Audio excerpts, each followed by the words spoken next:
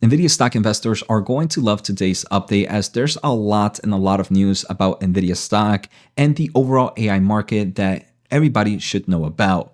One of the topics we're going to talk about is the robotic space, and one I'm pretty excited about. But before we get started, I want to verify that you're not a robot, so make sure to hit the thumbs up and the subscribe button.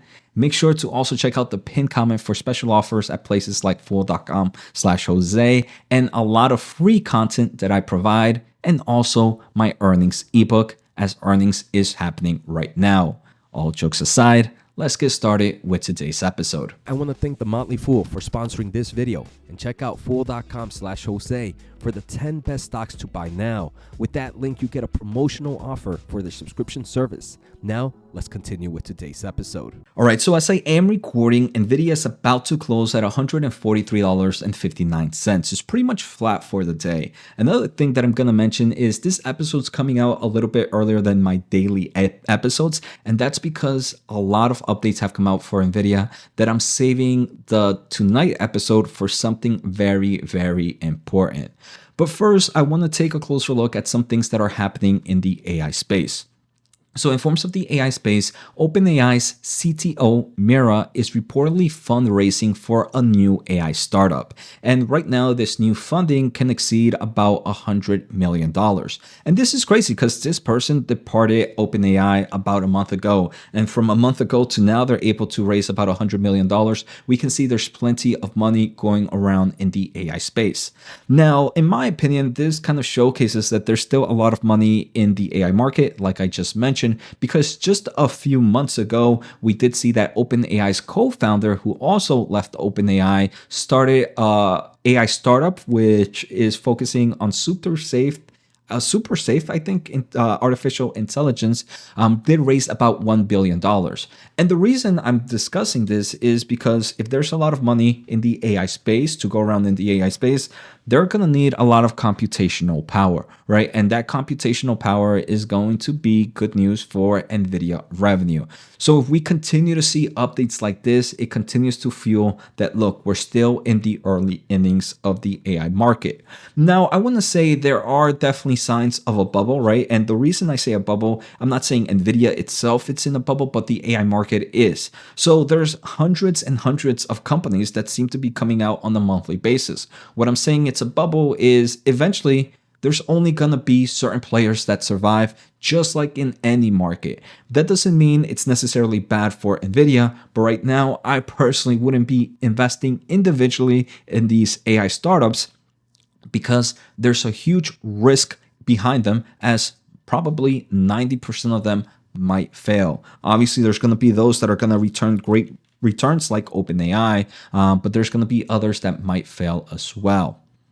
So that's what we're seeing in the AI market. Now, if you want to learn more about other AI solutions, we did see that Anthropic, for example, did release a new update to their large language models. I'm not going to bore this episode with this, but they are kind of adding new solutions and new capabilities to large language models, which in my opinion bodes really well for the AI space. Now let's talk about the robotics market. So on October 22nd of 2024, Nvidia brings generative AI tools, simulations, and perception workflows to ROS Developer Ecosystem. I'm pretty sure it's ROS Developer Ecosystem. I don't know why I broke it down like that. If you're not familiar with ROS, this is the robotics operating system. So if you're developing, designing some form of autonomous robot, being a form of autonomous vehicle, being a humanoid robot, being, I don't know what, a robot arm, you're going to be using ROS ecosystem.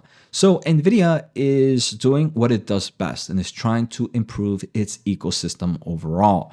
Because recently in a conference that is focusing on ROS, so ROSCon, Nvidia and its robotic ecosystem partners announced generative AI tools, simulations, and perception workflows for robot operating system ROS developers.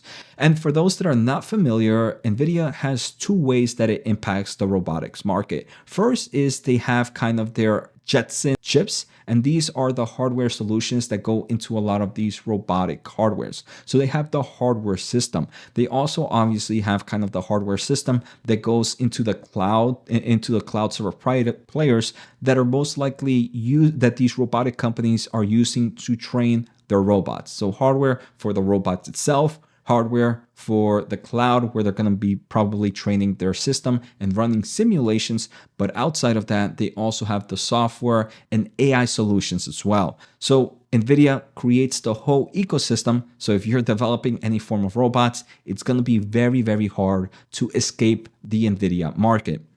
Now, obviously, that's very important because if the robotic market is as big as many people believe it's going to be, this could be their next multi-$100 billion opportunity. So throughout this presentation, NVIDIA discusses how they're using their AI software to kind of bring things like large language models, vision language models, RAG solutions, using NVIDIA's optimized Tensor RT, using NVIDIA's Riva model AI applications to do things like voice communications and all the other solutions that NVIDIA can do to help with the robotics market. So this was pretty much an update. I don't really want to go into anything too specific here, but just know that NVIDIA is definitely full throttle in the robotic space. Now, outside of that, I also saw some updates about the international market. So on October 22nd, there are reports that NVIDIA is partnering up with India for chip tailored for local market.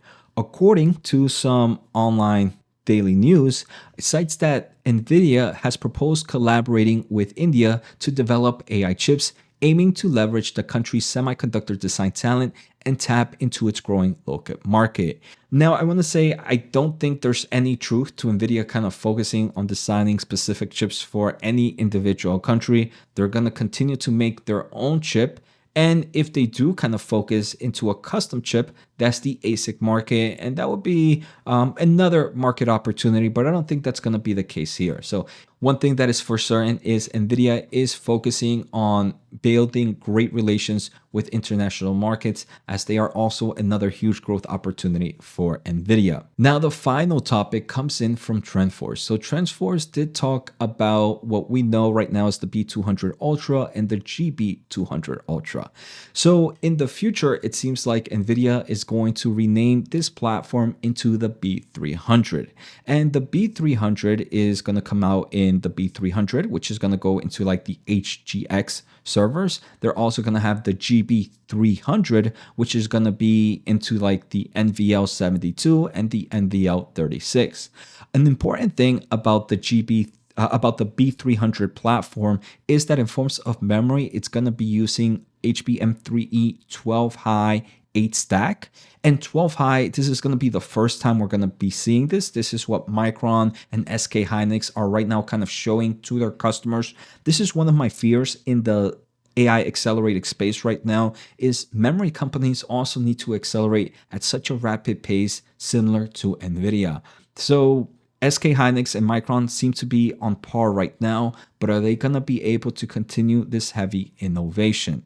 The second thing that I saw pretty interesting is I totally forgot that there's going to be like a B200A, which is going to be the B300A. And this is expected to be kind of like a weaker down version of the B300 system. We can see the B300 is expected to have roughly 288 gigs of memory using CoWoS-L, while the B300A is expected to have half that memory at 144 gigs using CoWoS-S. So if you are familiar with advanced packaging, we know that CoWoS-L is using a lot more supply capacity opposed to CoWoS-S, and you might have a little bit more issues with CoWoS-L right now. So in my opinion, what NVIDIA is doing is, hey, look, some of our customers obviously want the top end, and we're going to be using our best of the best solutions for that, and we're going to be paying for the best solutions like CoWoS-L. Now, what's really seeing is, my opinion is, NVIDIA is also seeing that there is a market for a weaker down version of NVIDIA's solution. That's why they're coming out with the B300A. The great thing is the B300A is going to be using CoWoS-S, which TSMC has already built a nice amount of capacity for. Now, another interesting thing is TrendForce reports that the B300 series are expected to start production in the fourth quarter of 2024. And the first quarter of 2025. The second thing we are seeing is Nvidia is expected to account for over 70% of the global HBM market. This is up from 60% this year in 2024. So we can see Nvidia is a strong customer and is an important player in the AI ecosystem right now. So that's pretty much all I have for you guys in today's episode, or this part of today's episode. Like I mentioned, later tonight, I'm going to drop a second episode, which has a lot of great information as well. So take care, have a good day, and see you all next time.